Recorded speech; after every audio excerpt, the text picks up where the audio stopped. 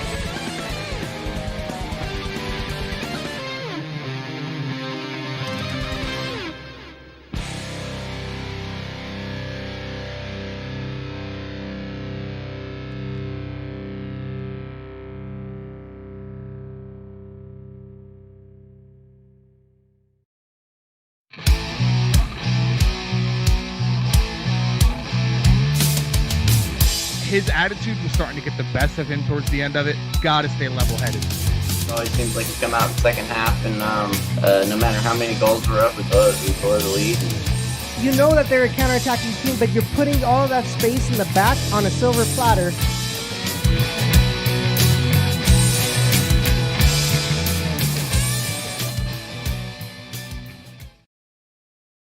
And that was a disgraceful performance, in my opinion. We threw that game. We gave it away by doing that. We gave them the friggin' game. In my opinion, that sucked.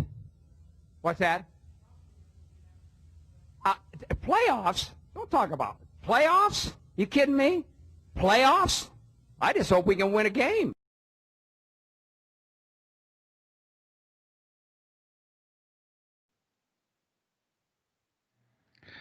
Welcome to another edition of the Peel, guys. Thank you. Thank you for tuning in to this week's episode on the Beautiful Game Network, sponsored by Roughneck Scarves. Be sure to hit that subscribe button below to get notified whenever we post content on our channel.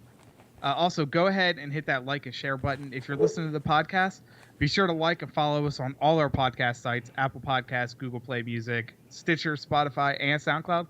Down in the description below on our YouTube show and as well on the podcast. We also have tips available.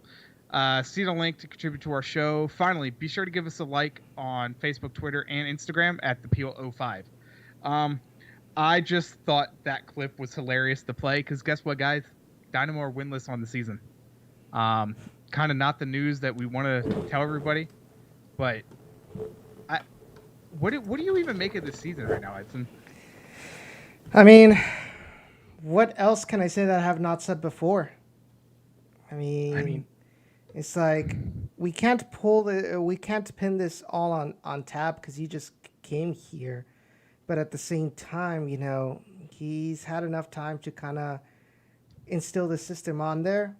We saw it against Dallas; they're able to control, but the fact that they can't put in goals in the net right now, you can attribute it at this point to the fact that they don't have any match fitness since MLS is back. But at the same time, it also goes to show, the kind of slump we're at right now with Christian Urbanius not having played for, 10 months? An official match. Mario Manotas out with injury. Michael Salazar out with an injury. So I think at this point, overall, the team isn't playing that bad, but the window of opportunity is closing really, really fast. And all of these games that they screwed up and MLS is back, and the first couple of games when the MLS 25 originally started, I said it was going to be coming back and bite them. And I think you told me right now, before we went live, we're 5 games left around there? Because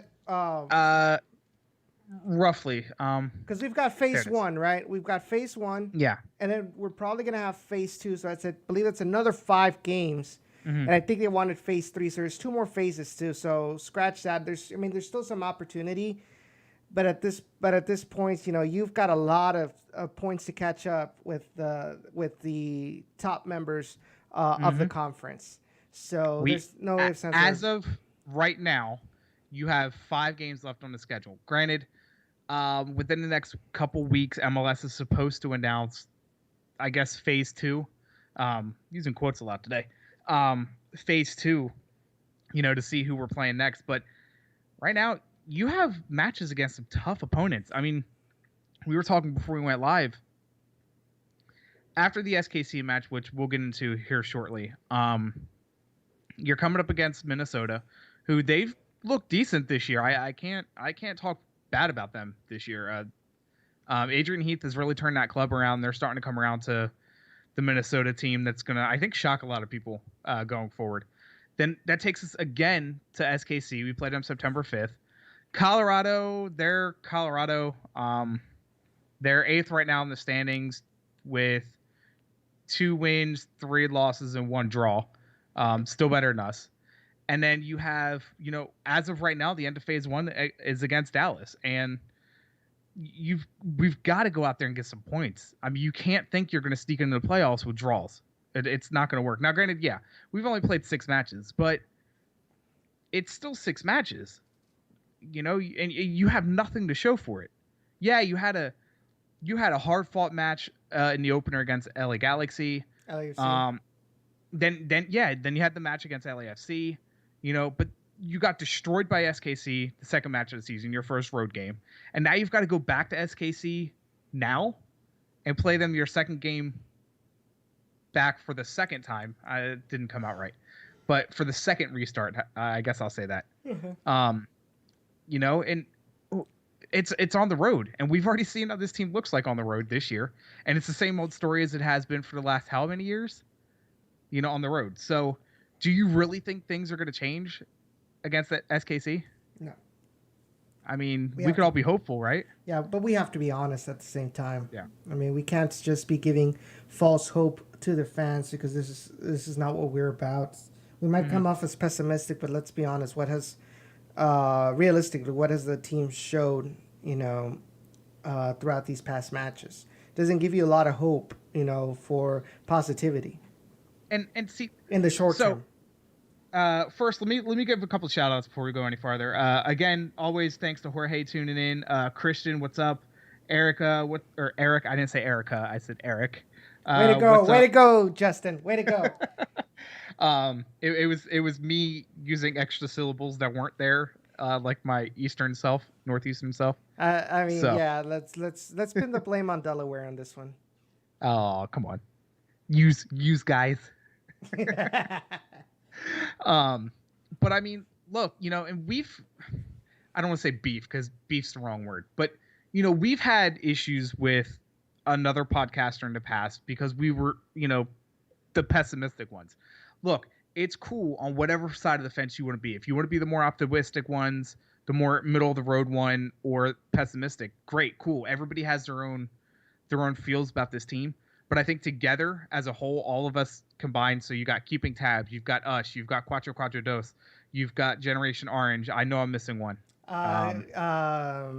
Keeping Tabs, Cuatro Cuatro Dos. You've got Gen Orange, us. I think that's pretty much it. I mean, we all have our own flavor, which is what makes Houston podcasting group, I guess you could say, the Dynamo podcasting group here, which makes it, I think, the best in the country. I don't care what anybody says.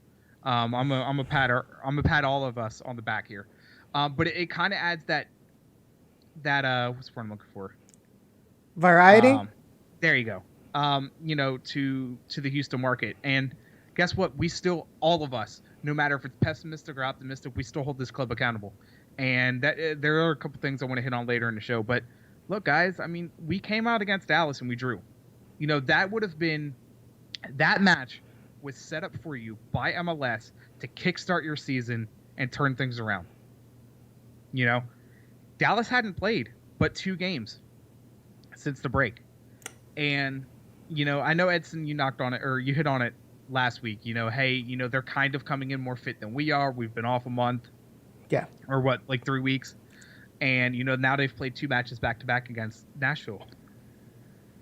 I mean, is it honestly a product of that? Or do you think this is more of a systematic issue? Systematic issue as to what? The fact that we can't win? Or... Yeah. Or do you think it is just does it come down more to match fitness?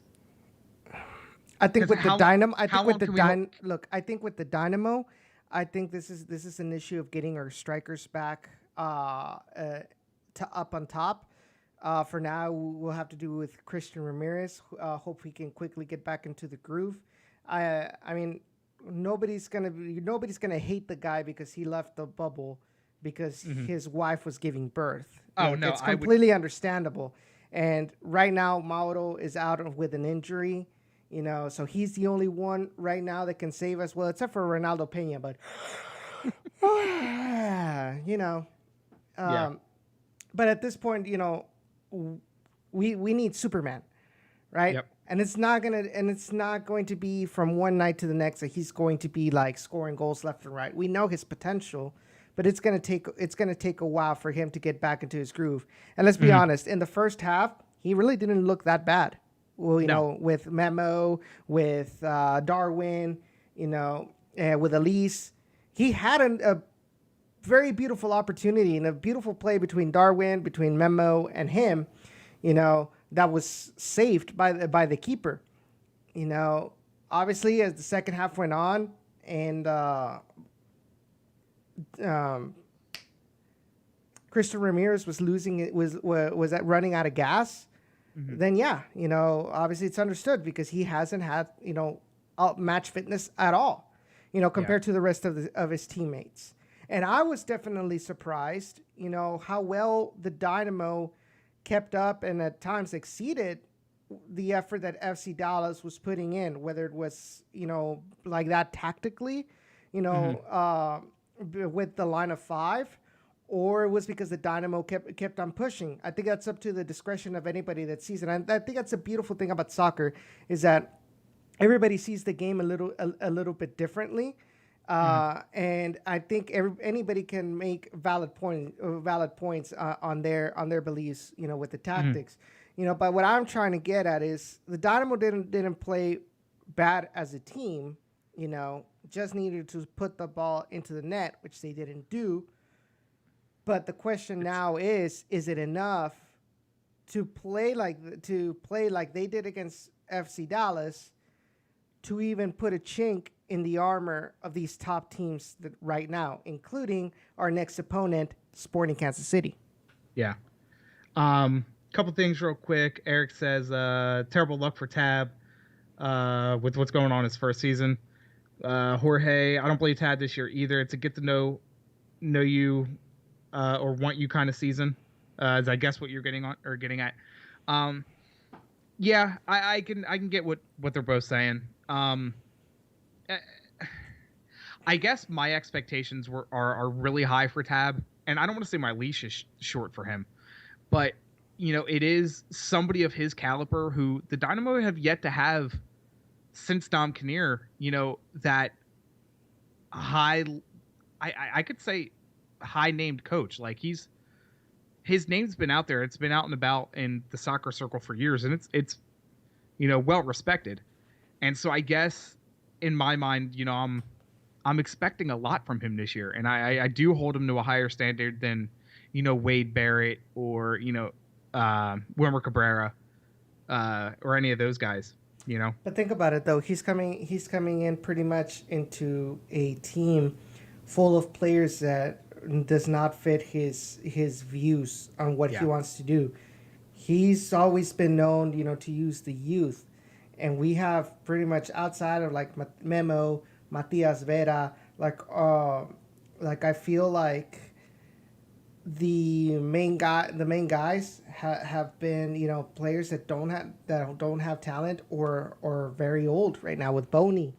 Now he's starting to bring in players that fit his system and fit his style of play and fit his vision of youth, which is what we wanted from the Dynamo. Look, we appreciate Boney. He'll always be our presidente, but somebody needed to realize that Boney right now at his age, he can't give you 90.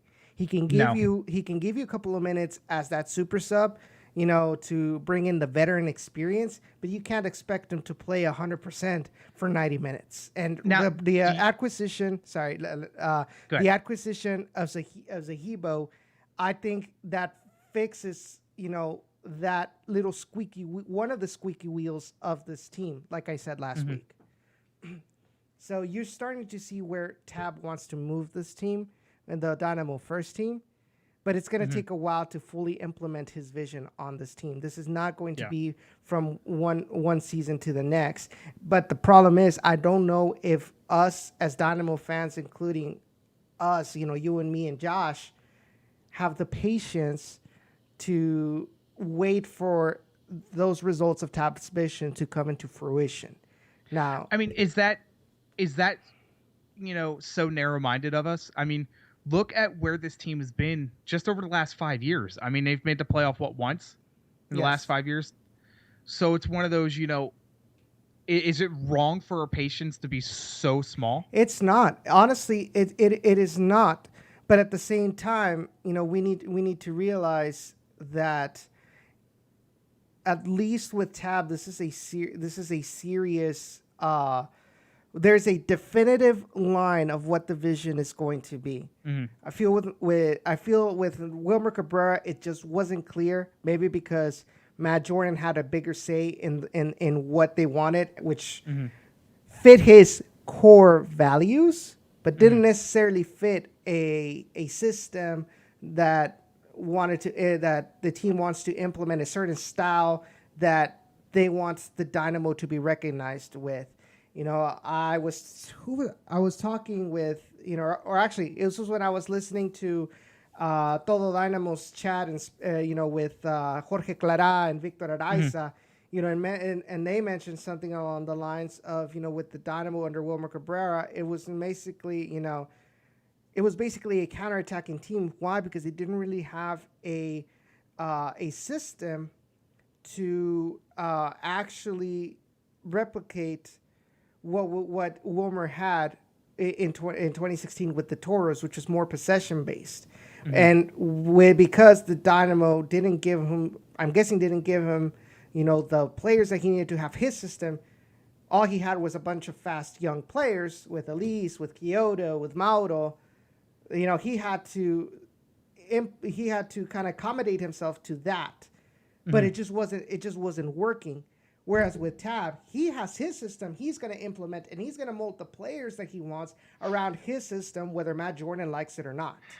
At least that's what I think. But it's going to take a while. If the Peel was a drinking game, you'd have everybody drinking right now. Jorge, oh my God, you said the words Edson core values, a.k.a.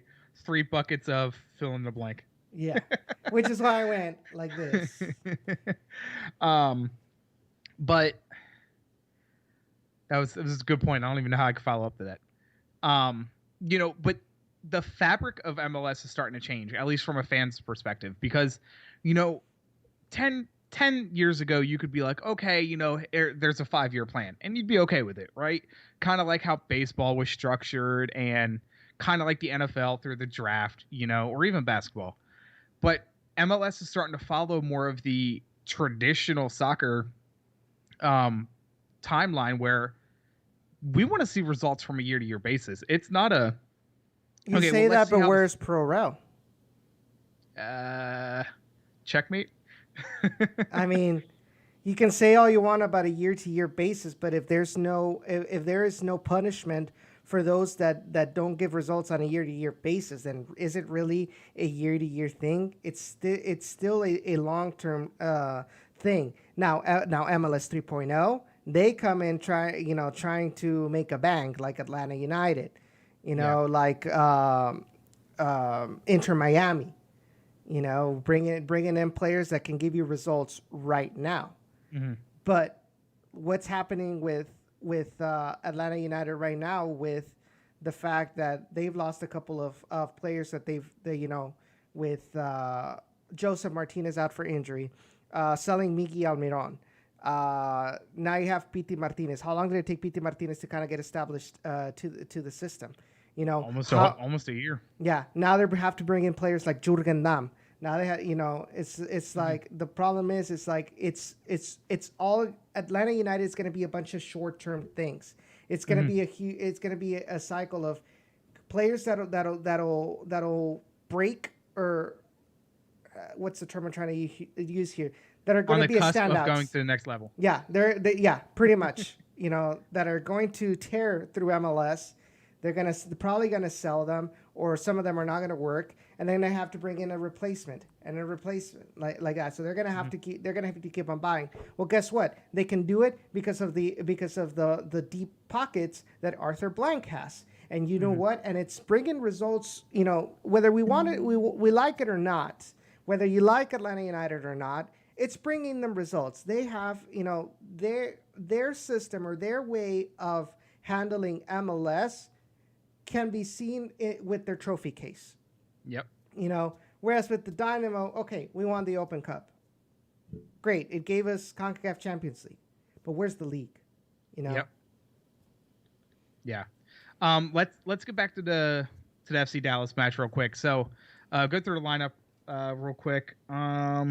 What's up, David? Thanks for tuning in. So we had Marco Maric in net, Valentin, Struna, Figueroa, Lundqvist as your defense, Memo, Vera, and Seren as your midfield, and Elise, Ramirez, and Quintero, excuse me, starting up top. I saw a Q. I need glasses. Apparently Vera was all the talk in this match, according to... well-deserved, actually. Well-deserved. Yes, according to Jorge. Edson. Honestly, I think not only that, it was the fact that he was chosen by his teammates to be the captain for this team. I guess it goes to show that his hard work. I mean, even in MLS's back, one of the standouts was Matias Vera. He was very consistent throughout the three games at the MLS's back group stage. It's a shame, obviously, that the line behind him, didn't really give the correct performances to kind of make his performance kind of stand out more results-wise. But other than that, Matias Vera had been very consistent, and so the fact that now with Boney not being on the lineup, he was the one that was chosen because of his hard work, and I'm guessing he also has some leadership skills. They decided, you know what, he's going to be the captain, and he backed it up, in this match. So I really liked his performance. Defensive line looked a little bit better. I feel they looked a little bit more organized.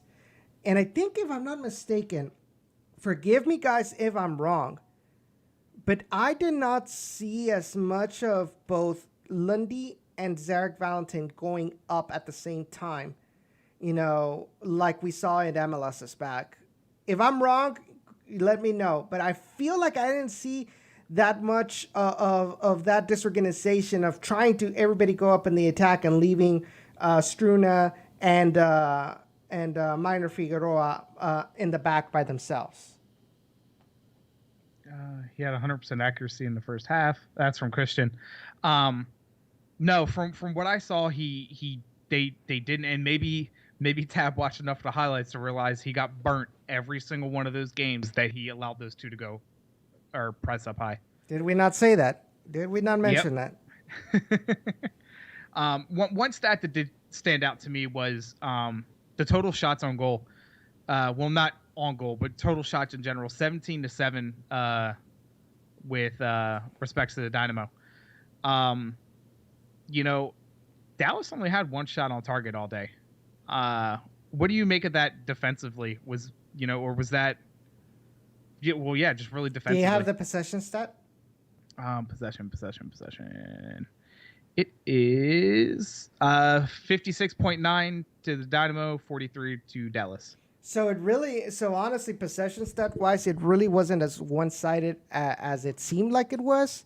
And I think that goes to show how well defensively they were able to limit, because that means that FC Dallas did have the ball at times too, but they did not allow them to actually have a clear opportunities on goal. Now, if it was, let's say, like the Toros have it where it's like 70 for your opponent and 30% possession, well, then that would mean that, well, it's because you didn't even have the ball, so the pressure was up on top. So that, or the fact, or FC Dallas, okay, you have the ball, kind of like that, but it's not. They had almost equal, well, not really equal, but it's a close statistic variation between both teams, which goes to show that I think we have to give this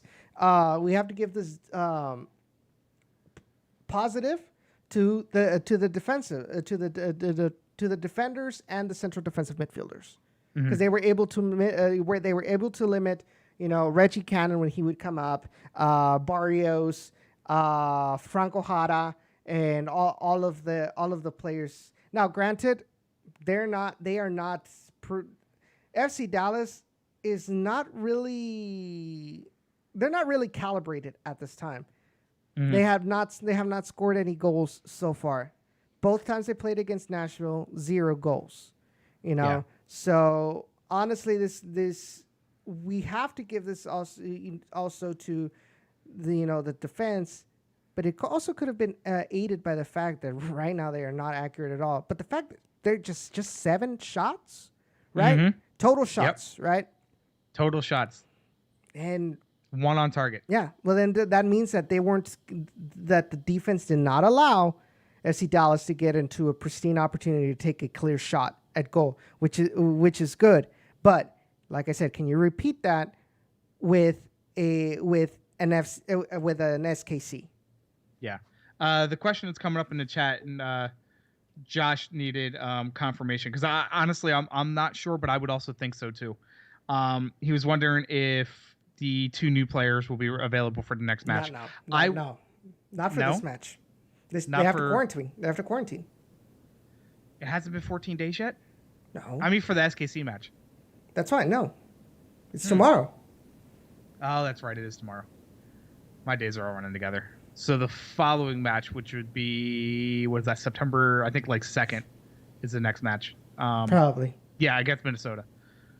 So I guess we'll find out when the lineups come up. But I guess it hasn't been 14 days yet. So Josh said we got lucky that that Frisco didn't score when Memo lost his man. On a total side note, with that. Memo did to the eye test look like he had a pretty decent first half. He had what did I say? He had 7 shots on goal? 7 shots on goal. Yeah. No, well, 7 shots in 7 general. shots, 2 on goal. I'm telling you, Memo is going to be the star of this team as soon as we get rid of Manotas. I don't see how that's not possible.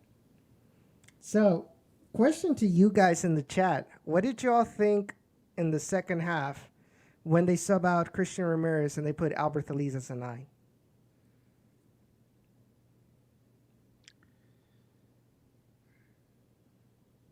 I'm trying to think about that. I honestly, to me, we lose. I feel like we lose a lot more when you don't have him out on the wing. Mm-hmm. I feel like this is an opportunity to, I don't know, like, you know. Jorge says he hates it. I don't. Like I said, I feel like we lose a lot more when you don't have him out on the wing. I mean, granted, Albert Elise really is, you know, we continue to say he's pretty much a one-trick pony. You know, and when you don't give him open spaces, you know, he really won't do a lot, you know, to you, to your opponent.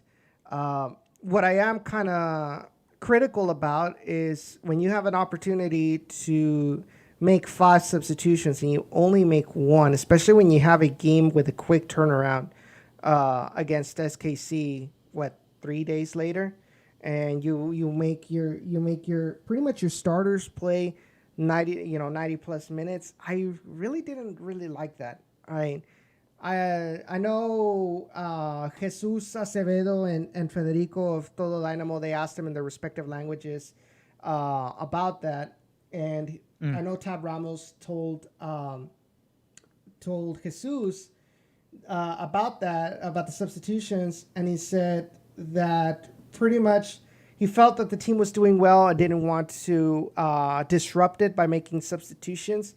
He said he did ask Darwin Saran and Memo Rodriguez, you know, because he felt like those 2 were kind of getting a little bit tired, but they told them, hey, you know, we'll be fine.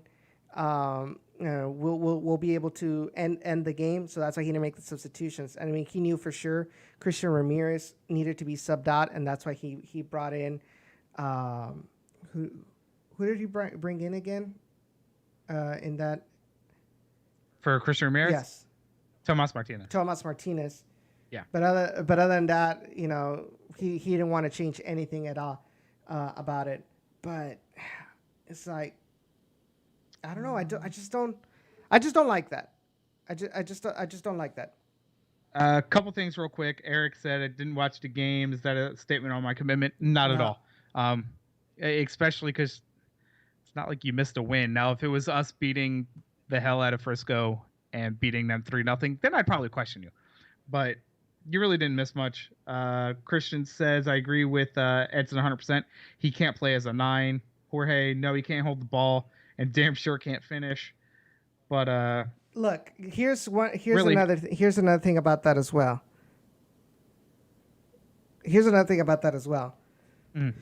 When you're number 9, you have to know how to create space without the ball. And there were multiple times where Zarek Valentin made the cross at a dangerous area, and Albert Elise was not able to get past his mark, or Albert Elise was not in 100% in sync with the crossers, so he wasn't able to read where the ball was going to be at. And I felt those are all wasted opportunities that you cannot have right now. Let's be honest. Mm-hmm. I mean, let's be honest. Albert Elise, as much as Tab says, well, he has played there before. He likes playing there because he did say that in press conference. He's not a true number 9. I feel like we can't, given the circumstances. Okay, I understand. Maybe he doesn't have a lot of trust in Peña right now either, so that could be another thing. You know, but once you have Mauro, once you have Michael Salazar back, I don't think we'll be seeing this kind of what's the word I'm looking for? Doing things on the fly, you know, just to fill in a position. So that is my take on Albert Elise as a 9.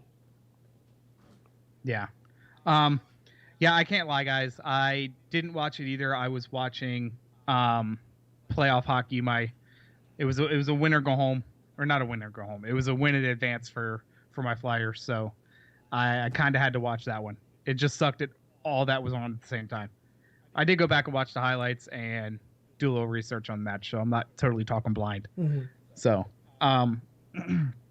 but Josh is on daddy duty again. He's currently feeding a baby. So, but props to him because he could talk shit and feed a baby at the same time. So I actually asked Christian Ramirez in the press conference in Spanish. Mm-hmm. I asked him about, playing against a line of 5, a team like Dallas. And this is kind of like a whole technical thing, if anybody's interested. But basically what he said was that, I thought I saw it here. Basically, he said it's very difficult. It's very difficult to find space within, because FC Dallas would bring in their 3 center backs into the box, and that would make it difficult, to be able to find space. He says the strange thing was about Dallas, when the ball would land on Darwin or Albert, the 3 center backs would come back to defend. They would come in deep, and there was not a lot of space to find passes, and that was what we lacked today. We know that players like Memo have been taking shots from outside the box to try to open up this defense. For next time, we should know how we should move the ball more quickly from one place to the next to try to open up the spaces. And we saw that with that play where Christian Ramirez had that shot that was saved. That quick passing, that 1-2 passing, opened up the defense. But they need to use that a lot more, when you're playing against a line of 5. And hopefully that is a lesson learned. But I feel like they needed to use that a lot more if they wanted to. It seemed like at times they tried to spam crossing, in this game, especially when Albert was the 9. Mm-hmm. Well, is there anything else you really want to cover about this match? I mean, it's not only like we have goals to talk about. So, on the pitch stuff, honestly, okay. Number one, I don't like the background noise coming off of the stadium speakers. Yeah. I understand what it's there for, but maybe it was probably also the broadcast quality, which we'll talk about later on. But it just didn't seem right for me. It just felt off. But other than that, I think that's pretty much it that we can talk about.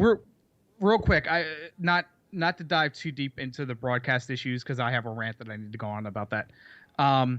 But did anybody else in the broadcast? Because I did catch a bit of that. Especially towards the end, who was screaming "Let's go Dynamo"? Because you could tell it was from outside the stadium, but it was loud enough to echo in the concourse, and you could hear it on the pitch. Well, I know that I think EB, some members of the Hustle Town supporters were outside the stadium. Were they? Yeah, because I know El Batallón did post. Props to them. They did post some pictures from outside the stadium. Nice. Rant time. Yeah, you know what? Screw it. Before we get to the SKC match, I am going to go into a rant. So, the Dynamo had recently signed that deal with Quest. Was it Tegna? Well, yes, Tegna Network, which owns Quest, KHOU, and I want to say they own a couple of the other smaller ones. But can I just talk about how absolutely shitty that broadcast was? Unless you have an antenna, you're not getting HD quality. And it has to be an HD antenna. Yes, it has to be an HD antenna. Okay, so anybody who has Xfinity, Dish, DirecTV that tuned in either on 1095 or 1055 or channel 55 had extremely shitty quality. Look, this is 2020. how the hell am I watching an MLS soccer game in barely 480? Okay. I mean, it was probably 720, but regardless. It wasn't even 720 on Xfinity, let's be honest. It was absolute dog shit. And honestly, I don't care if I hear anything back from the club about this because, look, you have fans that are your diehards that are dying to get in to see a game, okay? And obviously we can't because of COVID. But how horrible is that for you to essentially degrade your fan base by allowing a broadcast company to do that to you? You know, it's unacceptable. It really is. I mean, you have LAFC who signs a deal with YouTube TV, and they get their stuff in 1080p. You have all these other local networks, Fox, whatever, for all these other teams. They at least get it in 720. But the Dynamo are going to allow that to happen? Jorge says that on the antenna it was 720, not even 1080 HD. Regardless, 720 is still better than what everybody else got unless they had an antenna. But I think what I was trying to say is 720 isn't even considered HD anymore. You're right. I guess that is considered standard def. Yeah. But I was watching it on because I could see the downstairs TV here while I was also watching the Flyers game, so I could see both. But I looked down, I'm like, what the hell are they watching? It was the old school letterbox because the TV stretched it out. Yeah. Or the cable box stretched it out. And how are you even supposed to tell who the players are? We're in 2020. You should be able to read the numbers and the letters on the back of these jerseys. And the Dynamo didn't even allow that to happen. It's also embarrassing that we can transmit these shows at 1080p, 60 frames per second on YouTube with. When you tweeted that, I about spit up my beer. And those companies with a lot more money to spend on their infrastructure can't even churn out HD on Xfinity. Like, really? So here's my issue. It was even broadcasted on Quest TV's HD channel, and it still wasn't in HD. So, and look, I know it's not the broadcasting side's not the Dynamo's fault, but what is the Dynamo's fault is allowing that to happen. I mean, you should probably have a say in, okay, well, here's the quality you're going to be getting. Now, whether Tegna screwed that up or what, you also had a long time to figure that out. Matter of fact, that deal was signed when? Beginning of July or end of June? You had a few months to figure it out before the first home game here after after MLS's back tournament. So it's just a disservice to the fan base, and it just falls in line with everything else that this franchise has done to alienate its fan base, and that's my rant. It's literally one thing after another with this club, and it's getting a little ridiculous. And it's the small things that are going to start stacking up that make for a bigger issue. Look at this point. Let's be honest. Like, even RGV having a local broadcast agreement, they still allow the ESPN Plus broadcast. They don't black it out in the Rio Grande Valley. They don't black out that broadcast. Well, I don't understand. That's an MLS thing. That's MLS as a whole. So MLS, like a lot of the other major league teams across sports here in the U.S., they will black out streaming services or packages in their local markets. So like back home, if I had an NFL ticket, I can't watch the Eagles in Delaware, New Jersey, Pennsylvania, and parts of Maryland because it's on local TV there. If the game's on ESPN, I can stream it as long as it's on ESPN local. So like I'd be able to stream the Monday Night Football games there. But it's also like that in baseball. With my MLB package, I'm one of those people. I pay for all this stuff because I can't watch it locally here. So probably a lot of unnecessary spending, but I'm not going to miss my teams. But even with the MLB package, I can't watch the Phillies on MLB.TV there because it's on local TV there. So that is cool that USL allows that, but MLS is in the same boat as all the other major league leagues here in the US, where if you're in the local network, you're not going to be able to stream it. it's going to have to be on TV in the local viewing area. Then unfortunately, that sucks. Wouldn't this also be or obviously we can't look at it, but wouldn't the Dynamo then have to remember or see what the agreement with Tecna was and see if they specify? Because if they specify HD quality stuff and they're not fulfilling that, then that's where the Dynamo's lawyers need to come into effect. You fix this for next time, or we're rescinding this contract. I would love to see the contract, and I doubt it is public knowledge.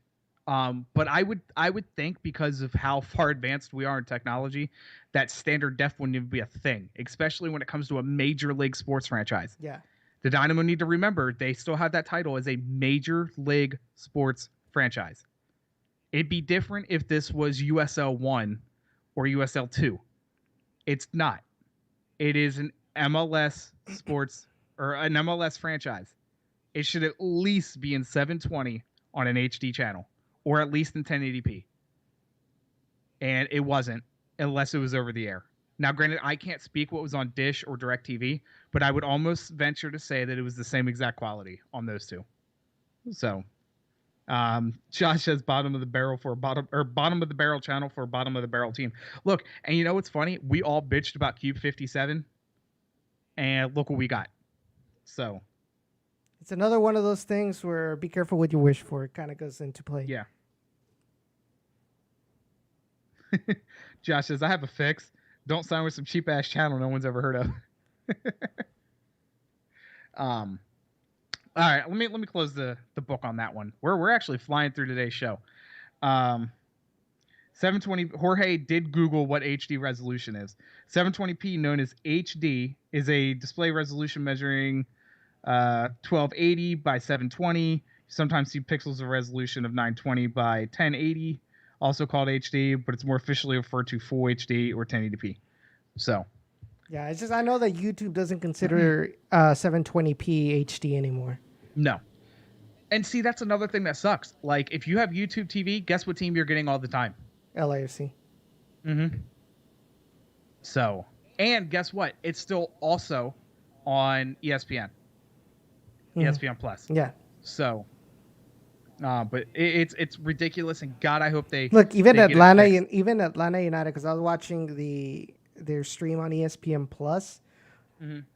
Their stream on ESPN Plus for Atlanta United is the stream that their local Fox Sports channel broadcasts, like even with their logo and everything. Why are you cheaping out with these, like Josh said, cheap ass channel that nobody knows when you have, what's the channel that broadcasts the Astros? AT&T, but there has been a long-standing battle, and I don't know if it ever got cleared up, but there was, for a while, you couldn't get AT&T on either Xfinity or Dish. It might be Dish. Do we have a regional Fox Sports channel? We do, and actually, the only time they really put anything on there is either high school football or when the rodeo comes around. You can watch all the rodeo stuff on it. I mean, that could be a gateway for them into the Houston market.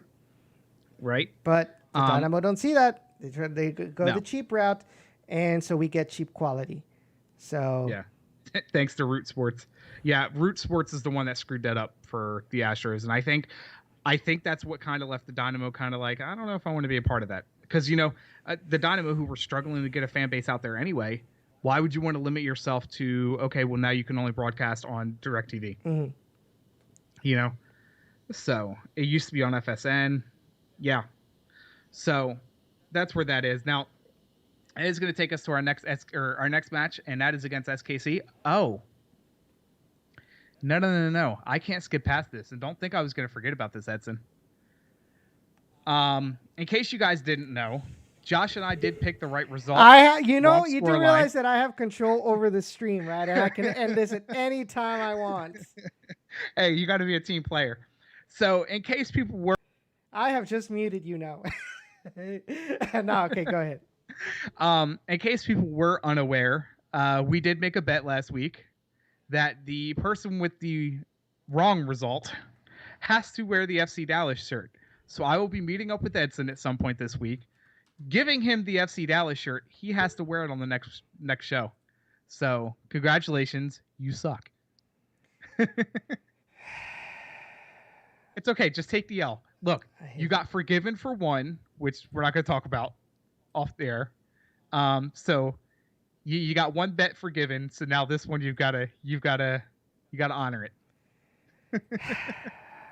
I hate you so much right now at this point. Why you got to do this to me? Oh man, Don't worry. Josh and I have both had to wear it. No! Damn it!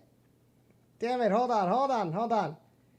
Damn, I accidentally, where are you at? NDI. There we go. Add existing. All right, you are back. I had put I was trying to put a dunce cap picture over me, but it wasn't a transparent background. And when I tried to delete it, it deleted your Skype thing. Oh, but too bad. Continue. It's still funny. All right, so that will take us to this week's show. There's no bet on this week's match, which would be tomorrow, August 25th against SKC in Kansas City. I don't know if you guys have short-term memory or what. Sometimes it pays to be a Dynamo fan to have short-term memory. But the last match that we played before MLS is back, before the COVID break, last time was in SKC. Not that I want to open up old wounds, but we did lose that match 4-0. It was an absolute shit show. I forgot. We were grilling or doing something over here, and we watched that, and I think we ended up turning it off. Yeah. So currently right now on the season, Dynamo, 2 wins, 4 losses, no draws, -5 on goal difference, last on the Western Conference table. Road record, 2 losses, 2 draws. Granted, they were also on an MLS's back tournament. Technically, they were on the road. That match is, like I said, Tuesday, August 25th, 7:30 on Quest TV, Quest Texas. We're taking on SKC. They're first right now in the West. 5 wins, 1 loss, 0 draws. What do you make of this, Edson? I mean, 43 matches, the Dynamo have a record of 16 wins, 13 losses, and 14 draws. I think it's going to be another... I think it probably won't be a beatdown like last time, but I think it's going to be another L. I mean, look, SKC's on a roll. They still are the best team in the West, regardless of what Portland did in the MLS's back tournament. But after seeing the stats and everything from the Dallas match, seeing how the MLS's back tournament went, I don't know. Like, I want to be optimistic about this team, but it's hard, dude. Like, I definitely don't see a win out of this team against SKC, and it would be a draw at best. But honestly, I don't think it's going to be a blowout again. I think Tab learns from his mistakes, and I do say, I think the Dynamo could come out of there without getting a beatdown. How about that? Yeah, I think so too. Probably like a 2-1 loss. Let me go back. When you look at Sporting Kansas City, their stats against Minnesota United, they went up to Alliance Field in Minnesota. They won 2-1. SKC had 11 shots, 4 of them on target, 41% possession, passing accuracy of 78%. And the goals were scored by Gary Kinda, and then an own goal by Michael Boxall. And Minnesota's goal was an own goal by Jalen Lindsay. Mm-hmm. But they are right now, if you look at the Western Conference standings, why is it still... so in Google, it still shows the MLS's back groups. Yeah. Seems legit. But I think they were up on top with, what was it, like 10 points or something like that? Mm-hmm. So... Actually, I have the standings right here, and I don't know why I'm looking at it.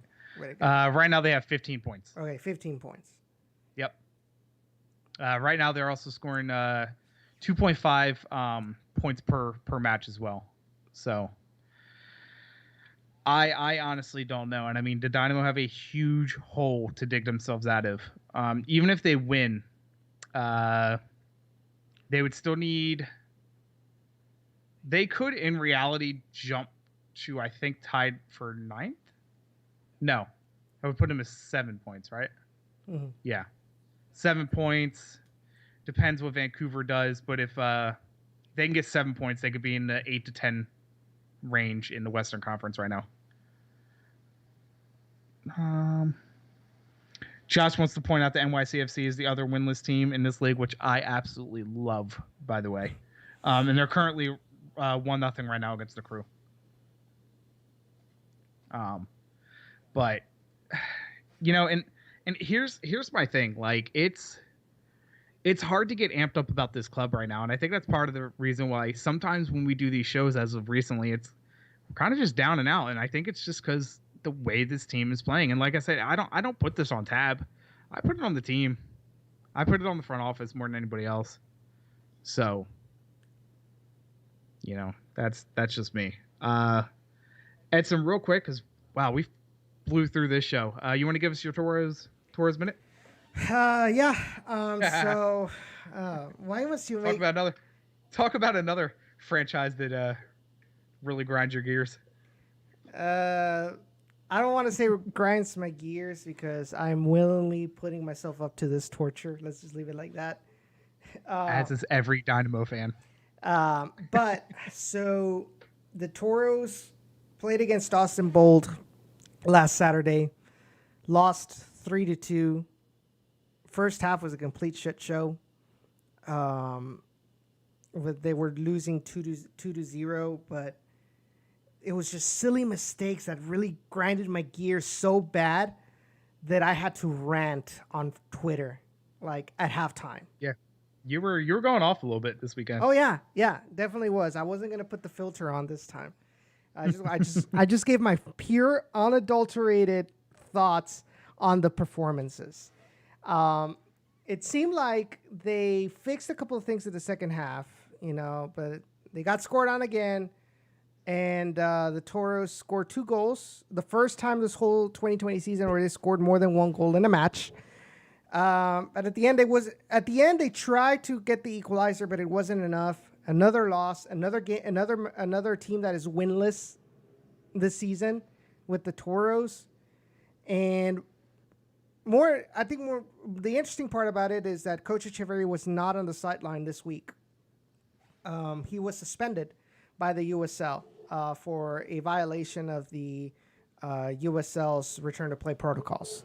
No further details were given about that. So they had the assistant coach out on the sidelines, and on the press conference, the assistant coach was pretty blunt about it. He says he told the players at halftime, sometimes it feels that we're going into these fights, we're going in with knives to gunfights and expecting different results to happen each time. Isn't that the definition of insanity? Yep. Yeah. It's both. So we'll be talking about that. Well, it kind of depends on what Tropical Storm Laura does, if it comes here or anything like that. But we should be, if everything goes right, we should be having the show Wednesday at 7 p.m. Jacob, Ray, and I will be talking about that. We'll be talking about the upcoming South Texas Derby match that will take place this Friday at 8 p.m. and will be broadcasted on ESPN Deportes. Nice. So. I think we're going to be all right with this storm. I think a lot of it's going to be tracking to the east, and it's going to follow the Texas-Louisiana border. We are going to get rain. That's the last I saw, but I don't think we're going to have anything to really worry about here. Knock on wood. Josh brings up a good point. Who's going to win the first game of the season, Toros or Dynamo? Dynamo. Who's going to grab the first win? Dynamo. Let's be honest. Ouch. Yeah. I mean, yeah. check out the show if we do have it on Wednesday. Check it out, guys. We will be talking about that, how horrible Kyle Adams defended that second goal. Carter Manley, how bad he defended that first goal.